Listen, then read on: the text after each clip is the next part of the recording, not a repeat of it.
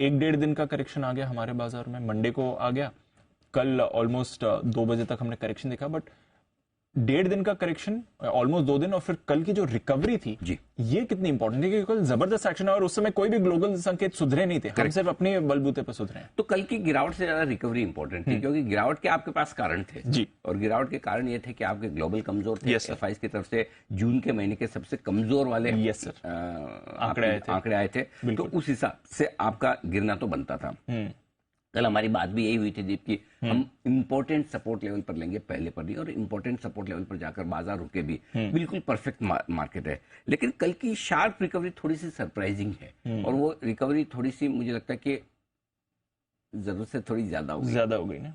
Global support वैसा मिला नहीं, शायद कहीं कल हमारे बाजार ये अनुमान लगाने की कोशिश कर रहे थे कि अमेरिका ज्यादा कमजोर होगा नहीं, ठीक है, उस हिसाब से हम बढ़ गए। हालांकि डाउ पर भले हम कमजोर हुए, बाकी इंडेक्स इतने कमजोर थे नहीं। तो मेरा ये मानना है कि हल्की सी प्रॉफिट बुकिंग आपकी लाइफ हाई के लेवल के आसपास आएगी। 18,800 18,900 आपके लिए थोड़ा कंजेशन जोन है, और नीचे में 18,600 18,700 खरीदारी की जगह बनी हुई है। 18,700 से 18,800 की रेंज टाइम पास। ओके, ये हमारा मार्केट कह रहा है। क्या फिर से दोहरा दूं, जल्दी बोला भूल गई। 18,800 से 18,900 प्रॉफिट बुक करो, ठीक है। 18,600 से 18,700 ले लो, 18,700 से 18,800 टाइम पास। Got it. ये हमारा मार्केट, ये मार्केट बिल्कुल छोटी छोटी रेंज है, इतनी बड़ी रेंज नहीं है। बहुत छोटी है, बहुत बड़ी आएगी तो टेंशन हो जाएगा, हाँ। फिर योग करना पड़ेगा। तो छोटी वाली ठीक है। तो अपने क्या करना है, 18,700 और इसके आसपास, इसके नीचे खरीदने का मन बनाओ। ओके, 18,800 18,900 की रेंज में प्रॉफिट बुक करने का मन बनाओ। अब उसमें कहाँ लेवल किस करना है वो तो डिसाइड कर लेंगे दिन भर में, यही काम है। राइट। 18,700 18,800 की रेंज में आराम से ऐसे बैठो, देखो कि आने दो मेरी रेंज में, उसके बाद में एक्शन, तब देखेंगे क्या करना है। मतलब मैं भागूंगा नहीं शिकार के पीछे, शिकार मेरे पास आएगा तब गोली मारूंगा, वैसा हाल है। तो मैं अपने लेवल से, पूरा परफेक्ट मार्केट है दीप लेवल से ट्रेड करने का। वही फॉर्मूला रखिए जो बैंक निफ्टी में रखा था। राइट। 44,500 पार करेगा तो ही भरपूर और तगड़ी तेजी करेंगे, तब तक नहीं। तब तक करेक्ट, ठीक है। वही फॉर्मूला निफ्टी में रखिए। अब 18,900 के पार निकलकर टिकेगा, नया हाई बनाकर, ज्यादा सेफ चाहिए तो 19,000, उसके बाद भरपूर तेजी करेंगे, तब तक दोनों ट्रेड करेंगे, ऊपर में देंगे भी, नीचे में लेंगे भी। समझा। यही रेंज का फायदा उठाना है, रेंज का फायदा लेना है। एक तरफा तेजी कर ली, अब रेंज का फायदा, किसमें, निफ्टी में। निफ्टी और बैंक निफ्टी दो अलग व्यू बनाइए। अच्छा, लेना है पहले मन निफ्टी में हो, ओके, देना है पहले मन बैंक निफ्टी में हो।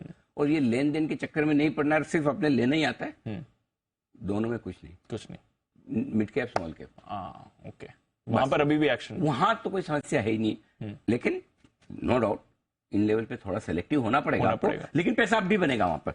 सो तेजी की तरफ व्यू है निफ्टी, कमजोरी की तरफ व्यू है बैंक निफ्टी। गिरने में ये आगे रहेगा, बढ़ने में आगे। इसमें भी आपको अब दो सेक्टर इंटरेस्टिंग बताना चाहता हूं आज। पहला एनबीएफसी, बैंक्स के मुकाबले में एनबीएफसी ज्यादा तेज रहेंगे, दिख रहा है सर। Yes, definitely. बैंक्स के मुकाबले में इंश्योरेंस ज्यादा तेज रहेंगे। तो बड़े बैंक्स, स्पेशली प्राइवेट बैंक्स, ये थोड़े और हल्के हो जाए।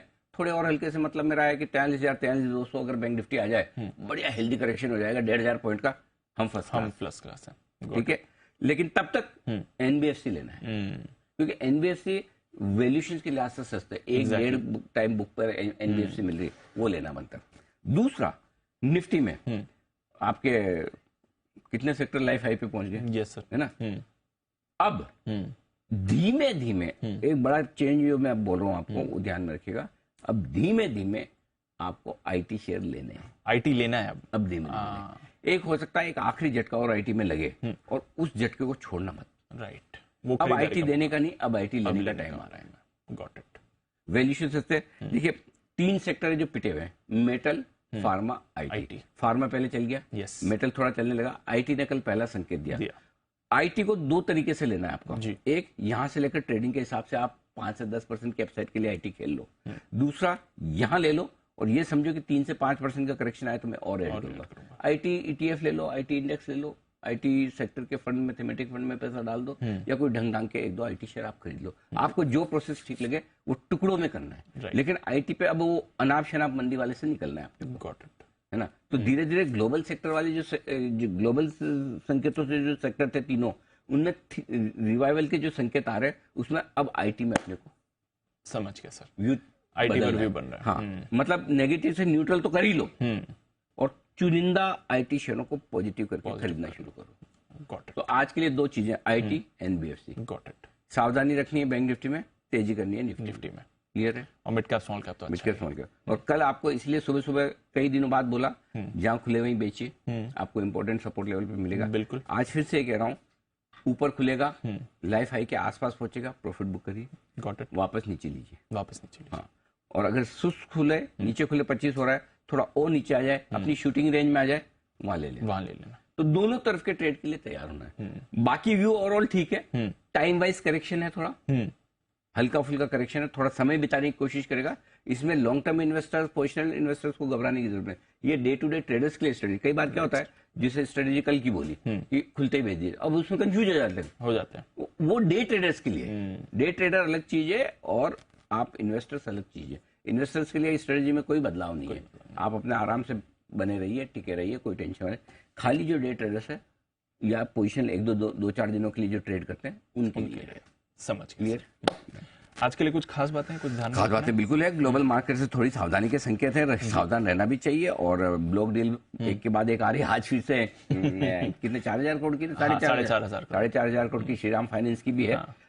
उसमें मैं विस्तार से बात करूंगा, याद दिलाना, उससे बात करनी है। और आज एक interesting stock of the day भी है, कल वाला भी ठीक रहा। कॉनकोर था ना कल? कॉनकोर था, बेचा था, 4% गिरा, 4-5% अच्छा गिर गया।